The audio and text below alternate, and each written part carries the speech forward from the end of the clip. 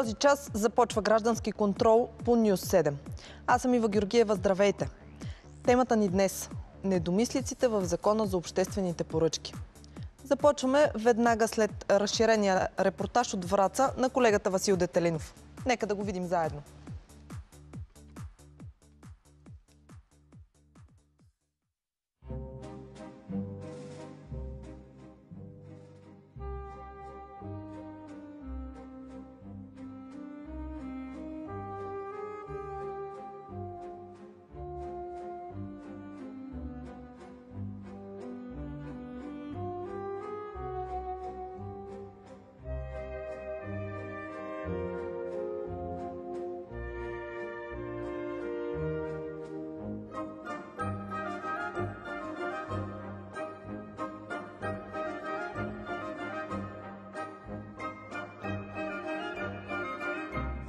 Имало едно време една пещера.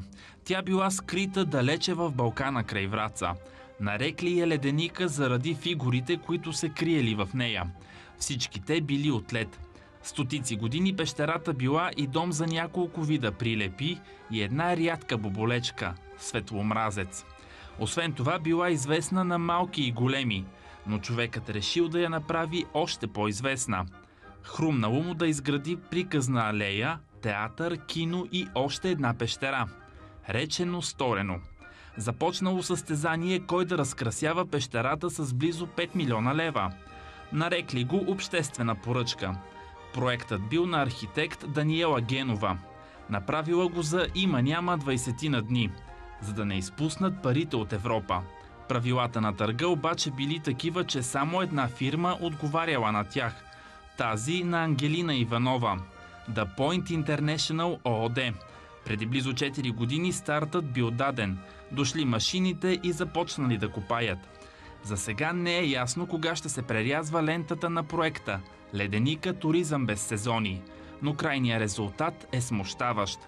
Разходката в парка започва от посетителския център, който според проекта имал форма на прилеп. Тя обаче може да се види само ако се погледне от добра височина. Прилепът все още няма и глава. Разходката продължава по приказната алея. Това е пътека с цветни плочи, около която има поставени 7 фигури на герой от приказките – принц, принцеса, великан, баба яга, триглава ламя и катерица. Според техническата спецификация на проекта, тези фигури трябвало да са изработени от качествено фиброво стъкло. Според ценовото предложение, всяка е на стойност 4732 лева и 20 стотинки без ДДС. Или общо за всички 7 фигури е платено 33 125 лева и 40 стотинки. До тук всичко изглежда наред. Да, ама не. Защото фигурите са направени от друг, по-евтин материал, но за същите пари. 6 пейки в парка пък струват над 12 000 лева. Тук врачани, а и всички българи, защото тази пещера и този терен не е само на врачани, ставаме жертва на една грандиозна измама и схема за източване на европейски средства. Как точно? Много е лесно да се обясни, когато се разгледат цифрите в обществената поръчка, всичко, което е заложено там. С изумление, например, установихме, че една пейка за сядане с 3 елемента като цветенце е заложена в тази обществена поръчка на стойност 2110 лева без ДДС, т.е. около 2500 лева с ДДС. А това са пейчици, които дори в интернет може да бъде проверено във всеки хипермаркет в европейска държава е не повече от 50-60 евро. Ето един елемент. Мога да цитирам още десетки, включително, например, атрактивните модули Великан, Баба Яга, Триглав змей, Катеричка и така нататък, които по тази обществена поръчка са заложени на стойност 4732 лева без ДДС.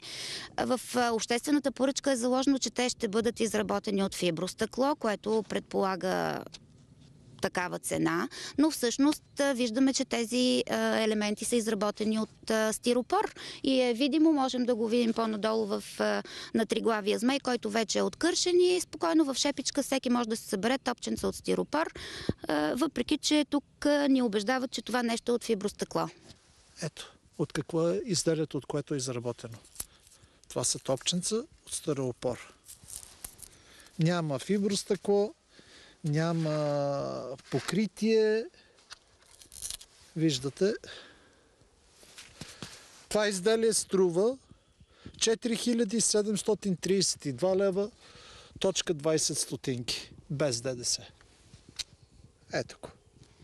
Ние сме в Балкана, където температурите са ниски през зимата. Този материал може ли да издържи на тези температури през зимата? Аз не мога да кажа, аз не съм експерт. Но факт е, че преди да бъде открит вече комплекса, част от...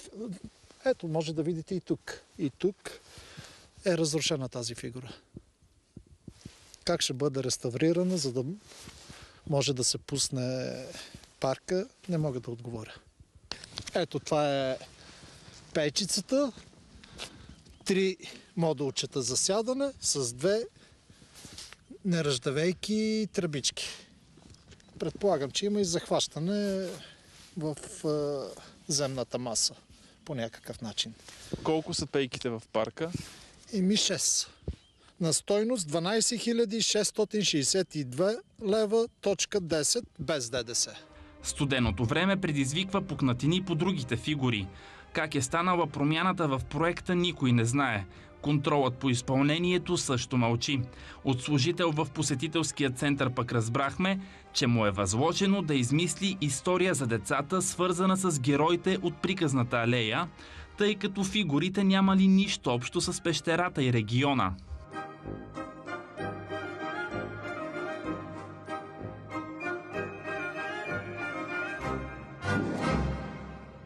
Аз категорично смятам, че първо това не е естетично, не е красиво, няма никаква художествена връзка, нито един елемент с другия, не предполага нищо, което да е свързано с този край, с тази планина.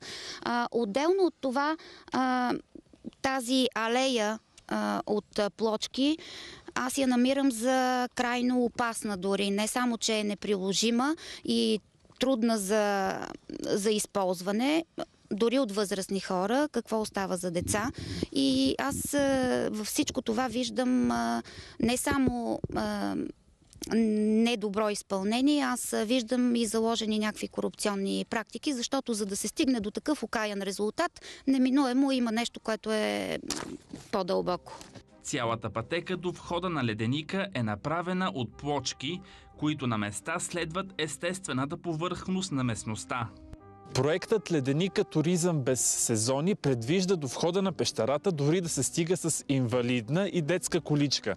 Пътеките обаче, които водят до нея, са толкова стръмни, че дори човек без количка едва върви по тях. Малко преди пещерата е амфитеатърът, който наподобява охлюв с цветя.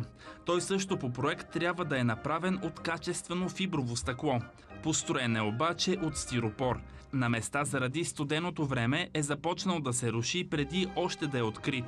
За нередностите по обществената поръчка са сигнализирани прокуратурата във Враца, общината, Европейската служба за борба с измамите ОЛАФ и Министерството на регионалното развитие. Общинския съвет веднага сформира работна група за парка. Прави и проверка на място. Освен, че открива измамата с статуите от стиропор, забелязва и, че седалките на театъра са 250, а не 350, както е по проект. Стойността на една седалка е 95 лева. При разходката си общинските съветници откриват и друга нередност. В една от подпорните стени до амфитеатъра били изхвърлени парчета от плочи, цимент и ненужен строителен материал. Много въпроси предизвика по време на проверката.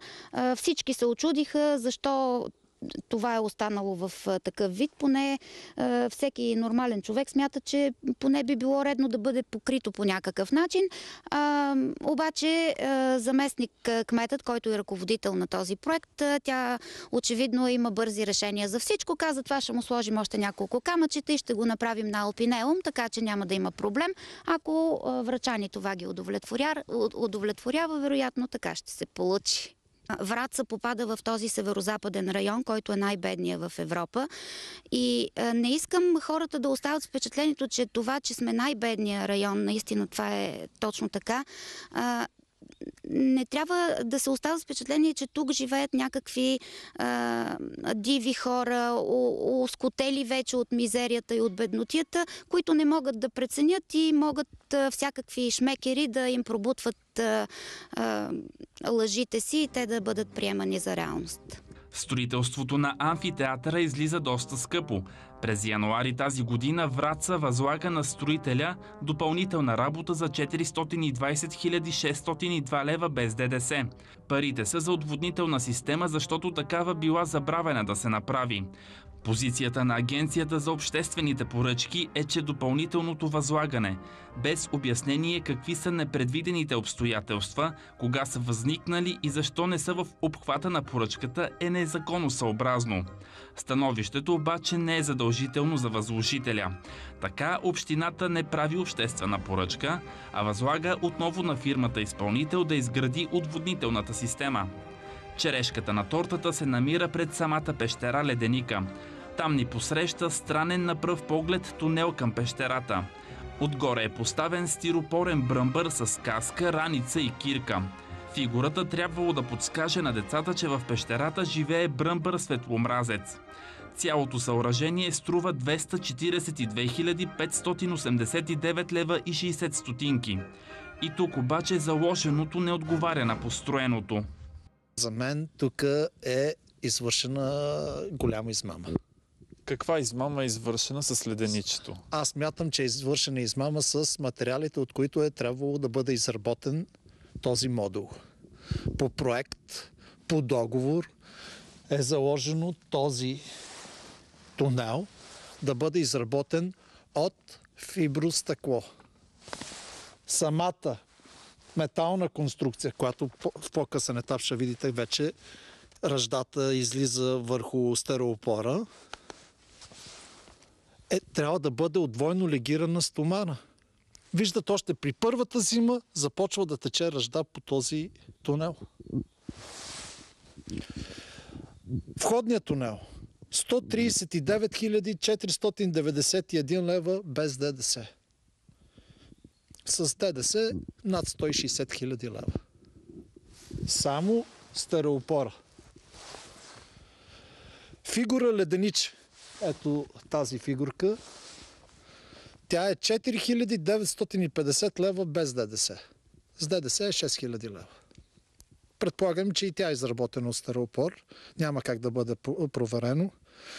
Най-смущаващото. Осветление на входния тунел. Забележете, ще преброиме. Това са 12 улички. Няма ги двата... те са, предполагам, вани. 200 ватови вани. Стойността е 29 700 лева на това осветление без ДДС. Отива над 35 000 лева. 12 улички, повтарям. И 2 фенера, които ги няма все още. Монтаж и инсталиране на цялата структура. 19 800 лева. Без ДДС. Изпитване и въвеждане в експлоатация. Не знам какво са изпитвали, какво са въвеждали, но струва 4455 лева без ДДС. Стойността на това нещо пред пещерата Леденика е 242 589 лева, повтарям, и 60 стотинки. За мен е изключително грозно, бих казал кич, бих го нарекал кич. Този естествен вход с тези камъни потънали в естествен зелен мъх, този боядисан стереопор, за мен е много грозно явление. Хиляди левове са дадени още за люлки, парзалки, въртележки, алпийска стена и въжена линия. До дни ще бъде готово и 4D киното в посетителския център.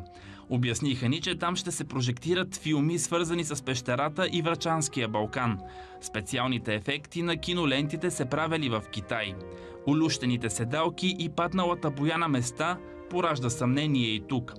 Иначе целият проект Леденика вече има акт 15. С него приключват и всички строителни дейности. Под въпрос остава има ли оценка за въздействие на околната среда.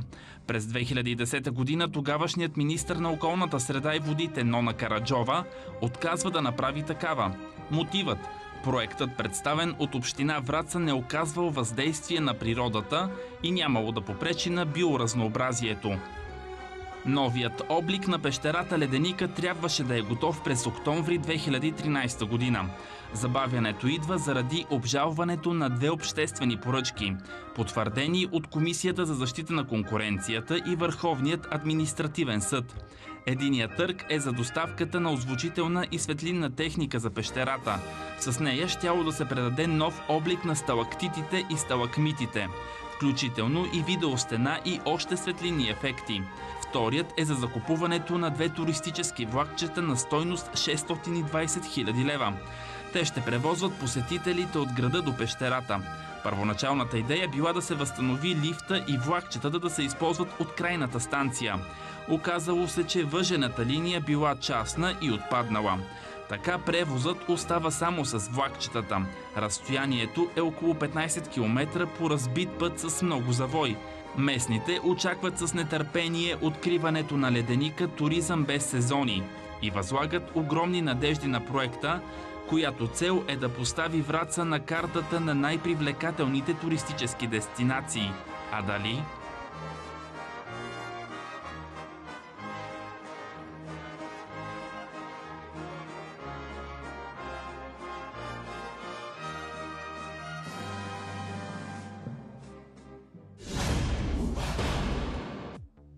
Недомислиците в Закона за обществени поръчки. Това е темата на Граждански контрол днес. В студиото са Красимира Георгиева, заместник кмет финансиране по европейските проекти към община Враца. Здравейте! Архитект Даниела Генова, която е автор на проект Леденика, и Светослав Кадинов. Той е ТВ работник и е един от лицата, които сигнализират за сегашните порочни практики и пречки в този закон. Здравейте на всички! Здравейте. Разговорът стана много интересен още докато гледахме филмчето. Госпожо Георгиева, кажете как виждате вие нещата, като гледахте материала отстрани? Нещата много ми харесват. Как са се случили, не ми харесват коментарите. Кажете Иначе какво... проектът е изпълнен, строителството е приключило и проектът е изпълнен така, както трябваше да се случи. Коментарите не ми харесаха, но за мен те са тенденциозни. Вие споменахте, докато гледахме филмчето, говорихме всички тук, откъде всъщност хората имат тези данни, които споменаха, и достъпно ли е това като информация, освен в общината при вас, за всички останали хора, които искат да стигнат до тези данни?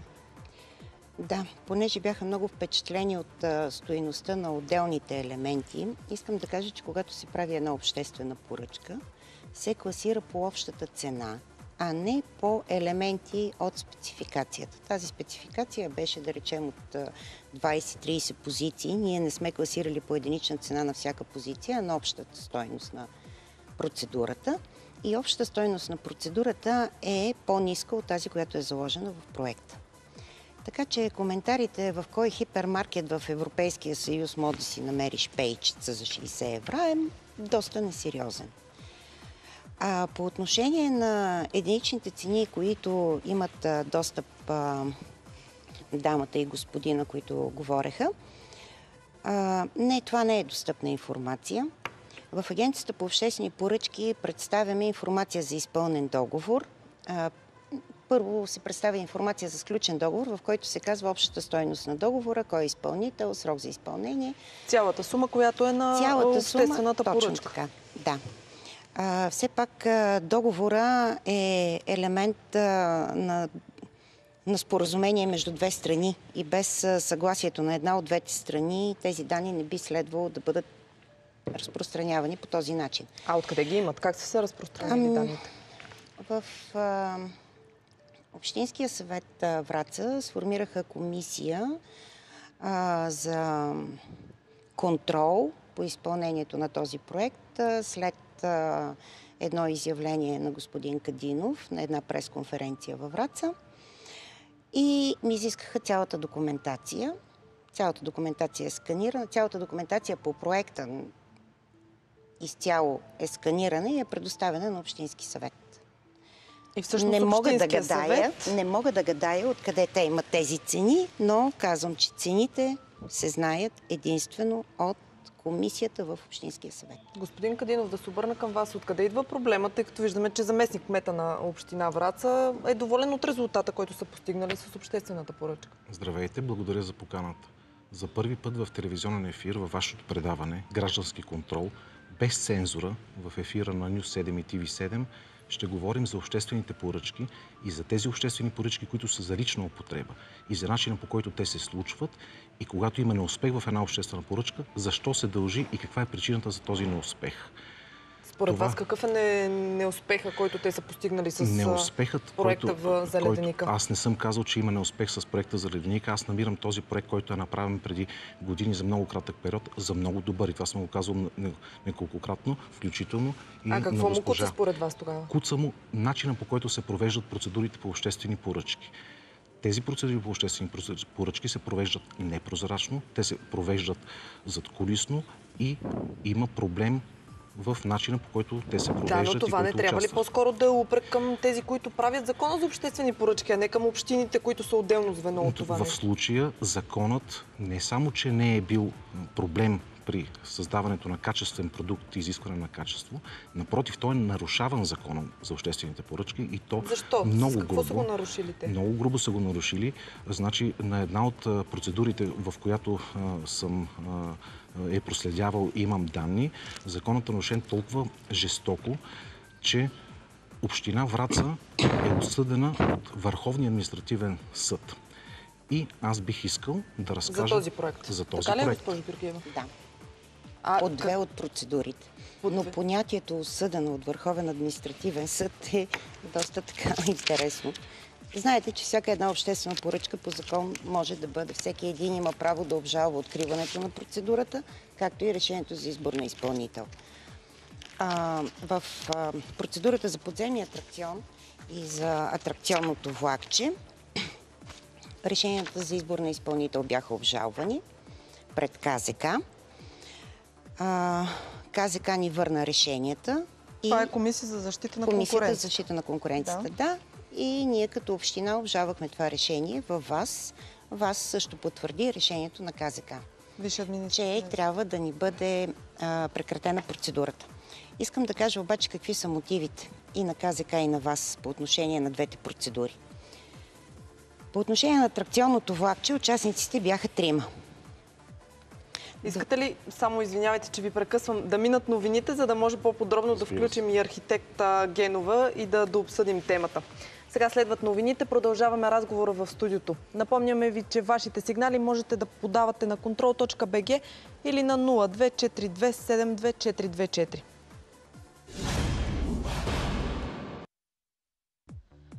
Недомислиците в Закона за обществените поръчки. Това е темата на Граждански контрол днес. В студиото са Красимира Георгиева, която е заместник кмет финансиране по европейските проекти към община Враца. Архитект Даниела Генова, която е автор на проект Леденика, и Светослав Кадинов. Той е един от хората, които подадоха сигналите към нас. Да продължим разговора. Тръгнахме да обясняваме как точно седат нещата и каква е процедурата преди новините. Да. Понеже господин Кадинов каза, че община Враца е осъдена от вас, исках просто да кажа какви са мотивите на Комисията за защита на конкуренцията да не бъде отменена процедурата. За атракционните влакчета участниците бяха 3. Обжалва втория, естествено. Винаги обжалва неспечелилия. Да, този, който не е спечелил. Да.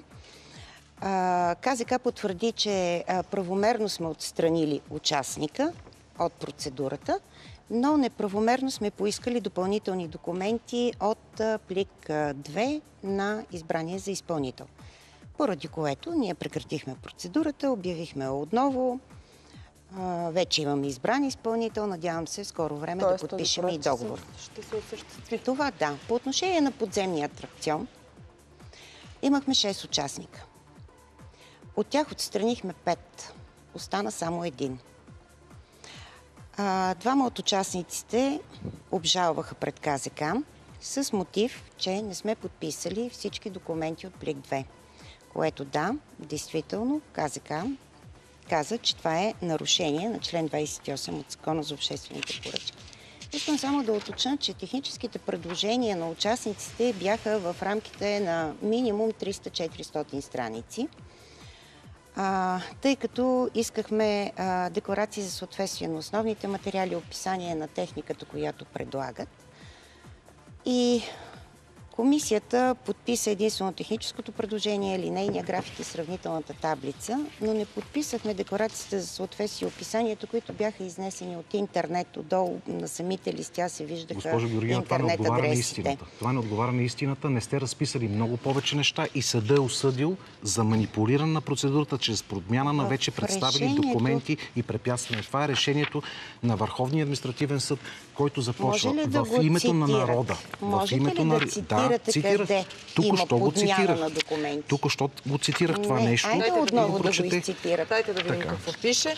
Значи съдът реши, оставя в сила решение номер 1281 от 02.10. Мога ли да ви прочита мотивите на вас? Да, осъжда община Враца да заплати на съответната фирма разноски по делото. Бих искал да разкажа как се е провела процедурата, защото имам информация и то много голяма, защото в момента се печели време по много хитър начин, както се опитва някой да представи. За какво според вас се печели това време? Печели се време в момента в телевизионното предаване, а както и в самата община, в тези комисии, защото някои хора смятат, че процесът се политизира на партийна основа, което няма такова нещо. Политиката тук е една единствена, тя е свързана за нашите деца, за туризма, за нашата култура, за историята, за традициите. За това и архитект Генова е тук. Тя също може да каже доволна ли от проекта, който е направила. Така, въпросът е следният, нали, че начина, по който се провеждат процедурите, те се манипулират и начина, по който се подготвят документациите и в случая, нали, от ръководителя на проекта инженер Красимира Георгиева,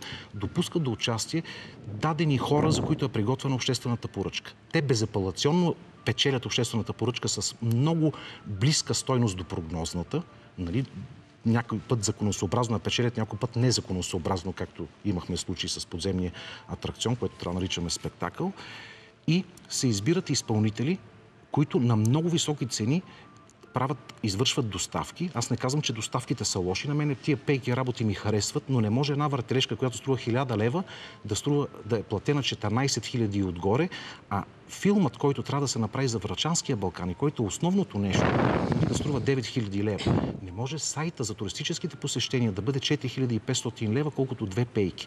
Не може труда на архитектите и на проектантите да бъде омаловажаван, те да бъдат притискани и те да не могат да се разгърнат и да направят това, което е в техните мечти, защото архитектът е творческа личност. Начина, по който провеждат обществените поръчки, процедурите по обществени поръчки за тази прекратена процедура, специално за подземния атракцион, е огромна измама. Знаме в детайли кой върху кого е въздействал и това нещо в прокуратурата ще бъде казано. И госпожа Генова да каже позицията, макар че... Тъй като тя е архитект, изготвила е проекта. И е участник, дори тя е участник в комисията на прекратената процедура и е подписвала всичките протоколи. Кажете вашето мнение по въпроса за това, дали наистина е изготвен проекта така, както вие самата сте го създали. Аз също искам да благодаря за поканата и да се чуе, така да се сети някой, че обикновено проектантите не ги канят и... Ами ние искахме да чуем всички гледни точки по проекта, за да може да изчистим нещата и да е ясно. Макар че в крайна сметка винаги се оказват виновната страна, защото работят. Знаете, че когато се работи... Ако не правиш нищо, тогава не те опрекват. Когато работиш и правиш нещо, тогава си подложен само на упреци. И ние имаме тази презумпция, свикнали сме обикновено да сме виновната страна. В случая аз мога да потвърдя, че проекта, така както беше замислен, колкото и кратко да беше времето, действително стъпка по стъпка се реализира почти едно към това, което ние бяхме посочили като първоначална концепция. Сега това е проект, аз чух някои мнения и в филмчето. Трябва да знаете, че право е на всеки един и както в изкуството е редно да се приеме, че няма хубаво и грозно нещо.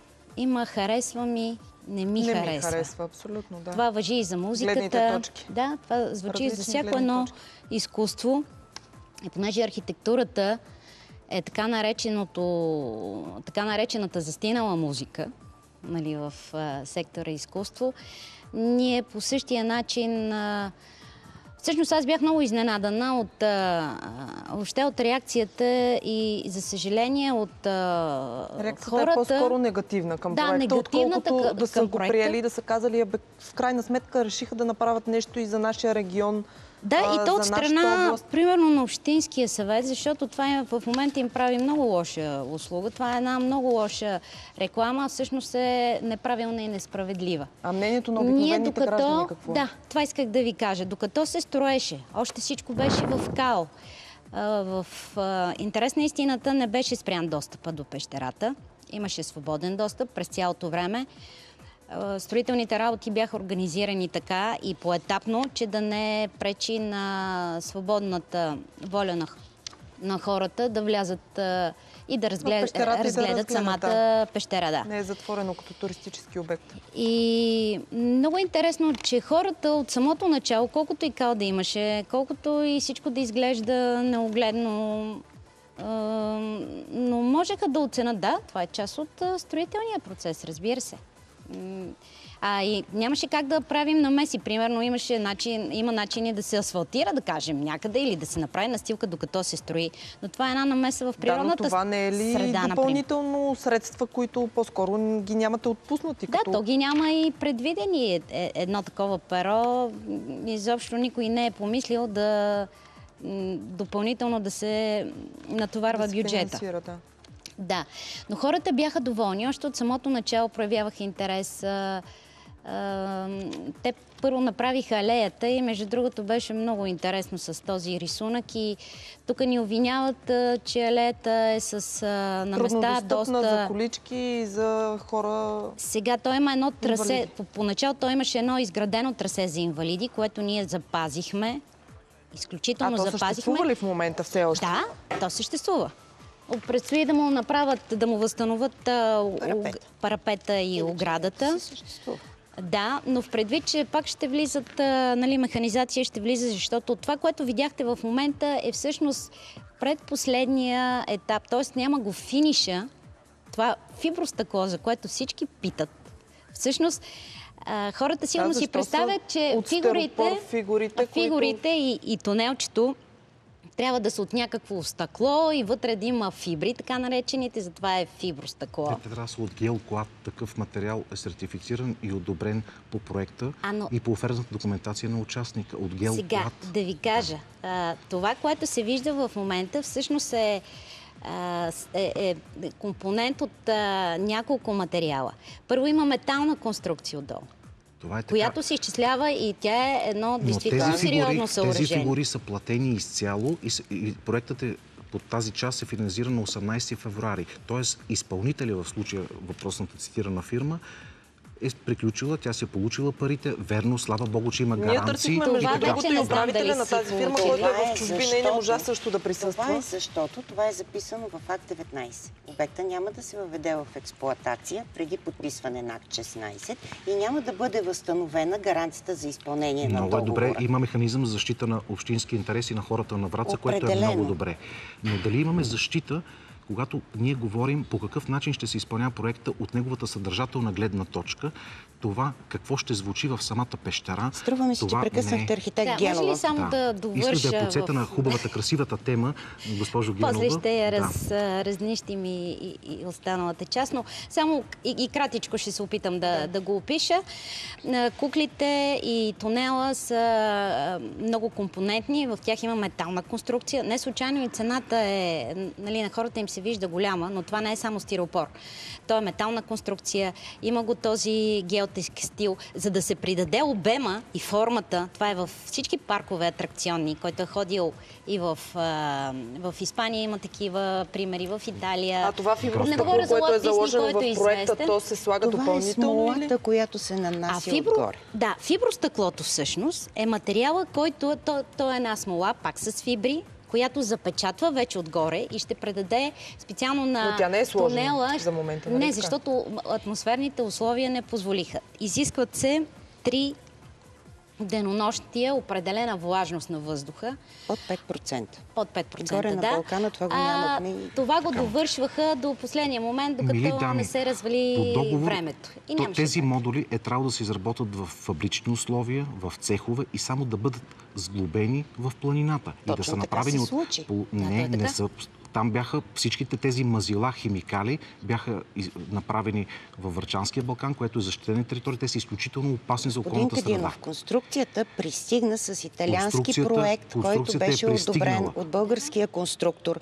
Конструкцията се сглоби. За фибростъклото, което е по договор. Тези смоли се нанасят в последствие. Как ще нанесете смолите и как ще сглобите този?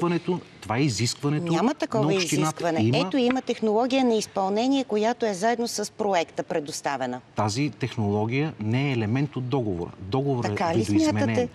Въпросът е и в нещо друго. Аз бих искал да... Архитект Генова... Договора има ли гаранция? Само да ви попитам, тъй като видяхме в репортажа, че някои от фигурите вече са почнали да, за съжаление, да се разпадат или някой просто да ги руши, защото има и двата варианта. За съжаление, по-скоро ги рушат, защото, за съжаление, не само деца се катерят по тях, но... Според вас налага ли се да сложите охрана, за да успеете да опазите проекта, който сте осъществили в крайна сметка? Да, вече разчитаме на съзнание, на самосъзнание. Архитект Генова да разкаже за спектакъл в пещерата, защото тая е най-хубавата идея и това ще бъде за първи път в България с мултимедиен спектакъл за нашите деца, с образователен ефект.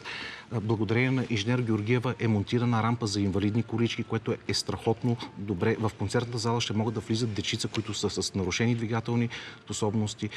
Техниката, която е поръчана, е добра и архитект Генова нека да разкаже за нейните идеи за спектакъл, защото това е най-ценното и най-иновативно нещо в проекта. Ще разкажем и за този проект. Сега по Нюс 7 е ред на рекламния блок и след това продължаваме разговора в студиото. Недомислиците в Закона за обществените поръчки. Това е темата на граждански контрол, а в студиото са Красимира Георгиева, която е заместник-кмет финансиране по европейските проекти към община Враца, архитекта, който е изпълнил проекта на Леденика, архитект Даниела Генова и Светослав Кадинов. Разговорът стана много интересен и темата, по която най-вече ви викнахме да обсъждаме, това е защо се разпадат нещата, които до момента са направени. Това ли е материала, от който те са трябвало да бъдат направени? И в крайна сметка аз исках да ви попитам преди рекламите. Има ли гаранция тази обществена поръчка? Този проект има ли някаква гаранция? Да. Всички договори по обществените поръчки имат гаранция. В зависимост от гаранционния срок, който години е този гаранционен срок? Специално за Леденика? Мисля, че те са различни по различните договори, но мисля, че тук са 36 месеца. 36 за фигурите, да. За което задържаме на фирмата пари. Но тъй като в филмчето, което видяхме, непрекъснато ни обвиняват за смяна на материала, искам да кажа, че когато беше обявена обществената поръчка, беше обявена като тунел с размери 15 метра на 4 метра. На 10, да. Това ли са размерите? Да, това е една огромна конструкция и както и да ви изглежда така в момента на филмчето, действително е много голяма конструкция. И в самата процедура пише, че е по-нестандартен проект. Когато избрахме изпълнителя, той ни представи работен проект от конструктор, съобразен с атмосферните условия в нашия Балкан, заради снеговалежите, разбира се, и ни представиха технология на изпълнение. Проекта на конструкцията беше одобрен, тъй като беше от италиански конструктори, беше одобрена и от български конструктор и след одобряване на технологията на изпълнение и на работния проект, след това започна изпълнението. И това нещо си беше заложено в самата обществена поръчка. Имаше срок за проектиране, имаше срок за одобрение, имаше срок за изпълнение. За да приключим тази тема. Истината е много болезнена. Аз познавам ръководители и собственика на фирмата, която е изпълнила това нещо. В добри отношения съм, тя се постара. Съжалявам, че той не можа да дойде да посетва. Да, и аз съжалявам, защото все пак е хубаво да има плурализъм и различни гледни точки. Въпросната дама е част от проектантския екип. Тя е официалният консултант на проекта. Тя е заложила тези неща още 2010 година, когато са разработвани спецификациите, които са одобрявани от Министерство в Брюксел. И то не само за тази обществена поръчка, а за всичките те наречени атракционни обществени поръчки, които са няколко по този проект. и след това, като част от проектантския екип и консултант, тя се явява, за което няма право, тя се явява и безапелационно печели тези две обособени позиции. Това е измама, госпожо Георгиева. Колкото и да ми е симпатична собственичката на тази фирма, това е измама и не може една въртележка, която струва 1500 лева с монтажа и 2000 лева с печалбата, да струва 15 000 лева. Това е източване на еврофондове. Това нещо не заслужават българските деца и жителите на Враца. Така не се прави. Обществените поръчки, госпожо Георгиева, са обществени, за да имат достъп до тях, до всичките документации и оферти, които предлагат изпълнителите, включително и до ценовото предложение. Хората трябва да знаят кой какво работи за техния град. Проектите трябва да минават обществено обсъждане. Когато аз отидох да се занимавам с тъй наречения подземен атракцион, нито един човек в общината, включително и планинарите, спелеолозите, които пещерняците, Враца е града с най-много пещерняци, те не знаеха какво е предвидено за тяхната пещера. Защото поръчката, тъй наречената обществена поръчка за подземния атракцион е преформатирана, така че тя да не... знаят, но има хора, които им е известно всяка една цифра, която е дадена за закона за обществените Има хора, които са близки до кметската администрация и те ги печелят. Господин Кадинов, добре, тези хора не са ли близки? Беше гордост на община Враца 2010 година, когато беше изготвен. Безспорно, госпожо Георгиева. 2010 до 2011 година. Само за този проект се говореше. Разбира се. Ние сме подписали договор. Вие започнахте да провеждате процедури, за всички, нали така? Всеки може да го види, да види. Не, момент. Тук това е... Има профил на купувача и вие можете да го проверите. Искам да обясна нещо. Там, в профил на купувача, който между другото сайта на Враца е много добре структуриран и организиран, там се вижда... В много малко общини се много добре, те имат много добро... Ще ви цитирам още нещо написано на господин Кадинов към мен. Значи, в този профил на купувача хората виждат само проекта и документацията, това, което се изисква. В този профил на купувача хората не се запознават с това, което някой предлага за техния град. Това е абсурда. Разбирате ли, там се вижда едно, но никой не знае какъв е проекта, кой участва. Значи, нали има нормативни това, кой участва, също не е вярно. Точно уредени критерии, по които трябва да се участва в това нещо. Нормално е, след като има тези критерии, хората да очакват, че това нещо ще бъде направено. Тези критерии са направени за много тесен кръг участници, включително и за спечелилото дружество, защото са пожелани такива сертификати и такива икономически, така че да могат да участват определени хора в обществените поръчки. В община Враца по този проект за подземния спектакъл вече има резервиран участник, на когото му обещана обществената поръчка и който ще спечели, казвам го от сега. Ще го слагаме ли в плик тайно да го отвориме след това? Дайте да видим. Сложил съм го в плик. Да, на първо място ще ви кажа какво ми е писал господин Кадинов преди една година. Приветствам вас и община Враца за модерния начин, по който сте избрали да комуникирате с потенциалните ваши партньори и участници в настоящата процедура. Адекватно и открито европейско поведение, чрез публично обявяване на цялата документация на официалния сайт и възможността за двупосочна комуникация чрез електронни и факсови писма, което не е често срещана практика при голяма част от българските общини, затрудняваща голяма степен успешната подготовка на участници. Това е господин Кадинов. Аз съм го написал, защото това е така и аз съм видял... Господин Кадинов е писмото, което е получил лично до вас в общината е изпратено. Така ли? С уважение към госпожа Георгиева. Само архитект Генова, едно изречение от вас, вие да ми кажете. Смятате ли, че този проект е направен наистина по европейските стандарти? Които се изискват, защото знаем, че има критерии. Да, съобразно критериите, мисля, че са спазени. Това са хората, които по-добре са запознати, нали, процедурно с нещата. Аз като визия и като съдържание мога да говоря как е направен проекта. Сега, само да ми кажете, доволна ли сте или не, тъй като времето ни притиска и трябва да приключваме? Според вас правилно че и аз имам своите забележки, има неща, които не харесвам в изпълнението. Те могат да бъдат поправени, ако има желание и смятам, че ще бъдат поправени. Ако има желание, да. И ако се провеждат по честен начин обществените поръчки в този град. Проекта да стане така, както всички имат желание да го видят накрая. Това беше всичко за днес в минутите на граждански контрол. Всичко добро от мен, Ива Георгиева.